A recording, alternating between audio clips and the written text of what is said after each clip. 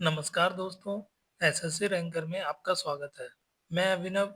आज हम लोग पढ़ेंगे 19 जनवरी के महत्वपूर्ण करंट अफेयर्स को, जो एसएससी, रेलवे, बैंक, अन्य सभी प्रतियोगी परीक्षाओं के लिए बेहद जरूरी हैं। तो चलिए आज का पहला प्रश्न की शुरुआत करते हैं। पहला प्रश्न दोस्तों, आंध्र प्रदेश के किस शहर को green hydrogen valley of India घोषित किया गया? ए विशाखापट्टनम, बी काकीनाडा, सी विजयवाड़ा, डी तिरुपति। किसको किया गया? काकीनाडा को। तो इसके बारे में, काकीनाडा आंध्र प्रदेश के मुख्यमंत्री एन चंद्रबाबू नायडू कौन है?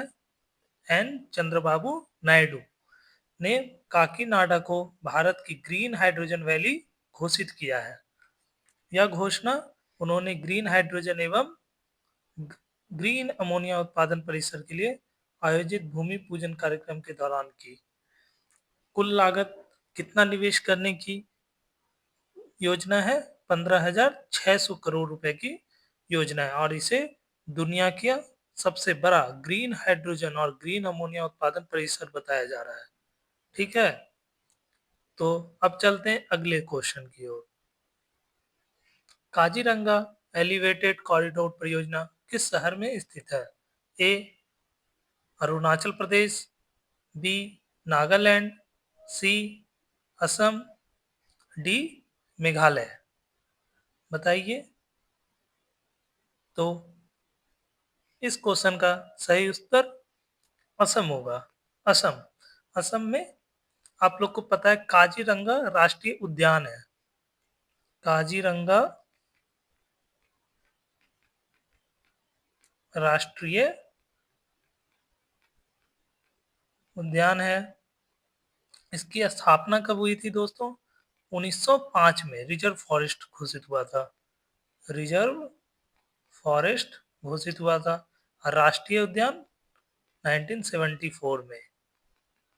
राष्ट्रीय उद्यान 1974 में। यूनेस्को में विश्व धरोहर स्थल कब हुआ था? 1985 में। विश्व धरोहर स्थल घोषित हुआ था। यह किस लिए प्रसिद्ध है? एक सींग वाला गेंडा। गेंडा के लिए।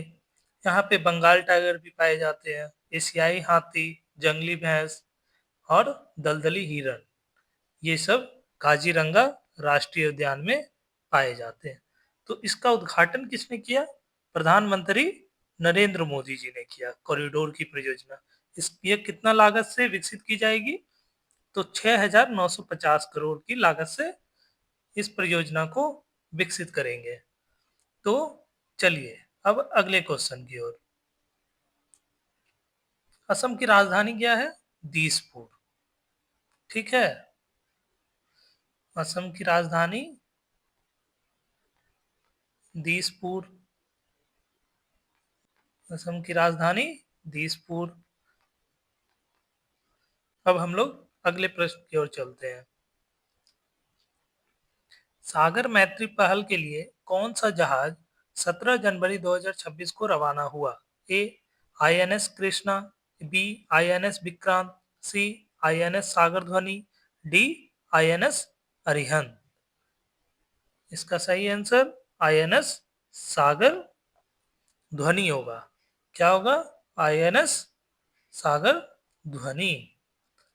तो सागर मैत्री, इसके बारे में हम लोग पढ़ते हैं। ठीक है, चलो। क्या है? रक्षा अनुसंधान एवं विकास संगठन डीआरडीओ। क्या है? डीआरडीओ की naval physical and oceanographic laboratory का समुद्र विज्ञान अनुसंधान पोत आईएनएस सागर ध्वनि को कितना जनवरी 17 जनवरी 2026 को दक्षिणी नौसेना कमान कोच्चि से सागर मैत्री पहल के 5वें संस्करण के लिए रवाना हुआ। कौन सा? सागर ध्वनि। सागर मैत्री भारतीय नौसेना और डीआरडीओ की एक प्रमुख पहल है। कैसा पहल है? तो जो भारत सरकार के महासागर विजन के अनुरूप है। महासागर का full form mutual holistic and advancement for security and growth across region, DRDO का पढ़ते हैं। इसकी स्थापना 1958 में नई दिल्ली इसका मुख्यालय है। ठीक है, चलो अब अगले प्रश्न की ओर चलते हैं। भारत की पहली ओपन समुद्री मछली पालन परियोजना का शुभारंभ कहाँ किया गया? ए बंगाल की खाड़ी, बी अरब सागर, सी अंडमान सागर के नॉर्थ वे में, डी दक्षिण सागर। इसका सही उत्तर अंडमान सागर के नॉर्थ वे में। भारतीय किसने? डॉक्टर जितेंद्र सिंह अंडमान सागर के नॉर्थ वे में भारत की पहली ओपन सी समुद्री मछली पालन परियोजना का शुभारंभ किया। किसने किया? डॉक्टर जितेंद्र सिंह ने। ठीक है, यह परियोजना किसके सहयोग से शुरू हुई? तो पृथ्वी विज्ञान मंत्रालय और अंडमान निकोबार द्वीप समूह प्रशासन के द्वारा, इन दोनों के सहयोग से यह परियोजना शुरू की गई। चलिए अगले प्रश्न। Fit India Sundays on cycle का 57वां संस्करण कहाँ आयोजित किया गया?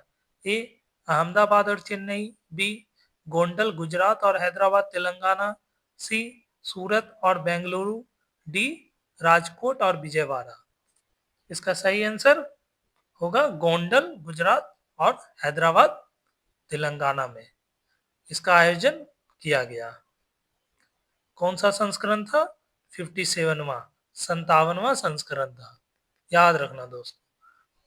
चलो, मार्कोसूर और यूरोपीय संघ के बीच मुक्त व्यापार समझौते पर हस्ताक्षर कहाँ हुए? A Brussels, B Buenos Aires, D C Asuncion, D Montevideo. कहाँ पे हुआ? असुनसियन में, याद रखना। चलो अगले प्रश्न की ओर देखो। पहले पढ़ते हैं यूरोपीय संघ। यूरोपीय संघ का गठन 1993 में किया गया। ये किस संधि के अकॉर्डिंग हुआ था? तो मस्ट्रिखट संधि के द्वारा। इसका मुख्यालय कहाँ पे है? ब्रुसेल्स, बेल्जियम में। कुल सदस्य कितने हैं? तो 27 सदस्य हैं, देश है। यूरोपीय आयोग का अध्यक्ष कौन है? Ursula van der Leyen. और यूरोपीय परिषद के अध्यक्ष एंटोनियो कोस्टा। ये सब सभी यूरोपियन यूनियन के सदस्य देश हैं। ठीक है, चलो अगले प्रश्न की ओर। योनेक्स सनराइज इंडिया ओपन 2026 की सुपर 750 श्रेणी में महिला एकल का खिताब किसने जीता? ए वांग सी, बी येन से यंग, सी पीवी सिंधु, डी ताई तजुयिंग। किसने जीता योनेक्स सनराइज इंडिया ओपन का सुपर 750 750? तो येन येन से यंग, जो कि दक्षिण कोरिया की खिलाड़ी हैं। येन से यंग इसका सही आंसर होगा। तो दोस्तों पुरुष एकल में विजेता में कौन रहे? तो लिन चुन ई, जो कि चीनी ताइपे के हैं, वो रहे। ठीक है, चलो अगले को प्रश्न की ओर। गृह लक्ष्मी पोर्टल का मुख्य उद्देश्य क्या है? गृह लक्ष्मी पोर्टल, गृह लक्ष्मी पोर्टल कहाँ पे लॉन्च किया गया? तो कर्नाटका में लॉन्च किया गया। पहले समझो, बेंगलुरु में किया गया। यह पहल किसके लिए है? चलो, ए किसानों की फसल बीमा देना, बी महिलाओं को आर्थिक सहायता व सरकारी योजनाओं से जोड़ना, सी युवाओं को रोजगार प्रदान करना, डी वरिष्ठ नागरिकों को पेंशन देना। तो इसका सही आंसर महिलाओं को आर्थिक सहायता व सरकारी योजनाओं से जोड़ना है। यह पोर्टल कहाँ पे लॉन्च किया गया? कर्नाटक में, और कर्नाटक के बेंगलुरु में। ठीक है, चलो अगला प्रश्न। मध्य प्रदेश सरकार ने रातापानी टाइगर रिजर्व का नाम किस प्रसिद्ध पुरातत्ववेत्ता के नाम पर रखने का निर्णय लिया है? A doctor Ramaswamy, B doctor Vishnu Shridhar Wankarkar, C doctor Zakir Hussain, D professor Ramachandra Guha. इसका बताओ। रातापानी टाइगर रिजर्व का नाम बदला जाएगा, किसके नाम पर रखा जाएगा? तो इसका डॉक्टर विष्णु श्रीधर के नाम पर। ठीक है, चलो, वह कंकर के नाम पर। चलिए अगले प्रश्न की ओर। हाल ही में रॉयल स्पीका चर्चा में क्यों है? ये है रॉयल स्पीका, एक चूहा का प्रकार है। ठीक है, चूहा जैसा दिखने में लग रहा है, देखो, है ना। ए, इसे नया राष्ट्रीय पशु घोषित किया गया है। बी, इसे जलवायु परिवर्तन का संकेतक माना गया है। सी, इसका संरक्षण दर्जा बदला गया।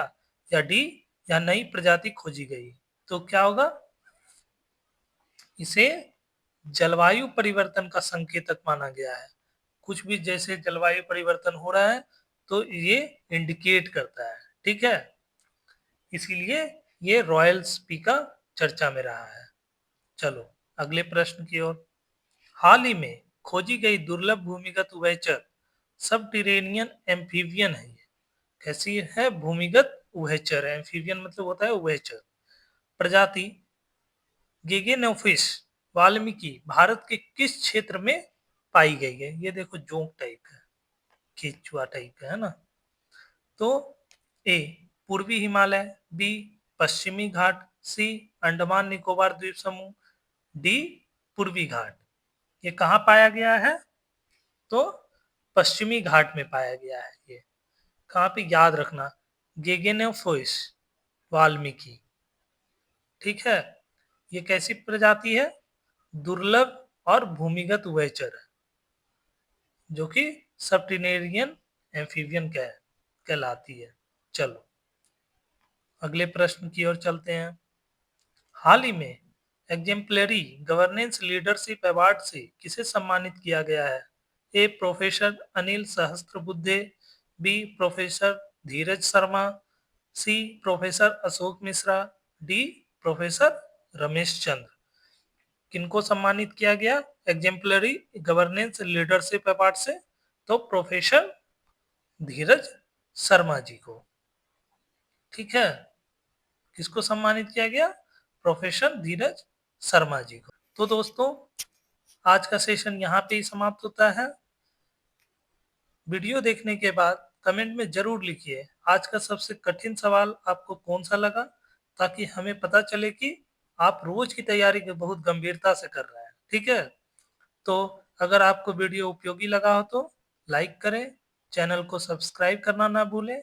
मिलते हैं अगले वीडियो में। Thank you. जय हिंद, जय भारत।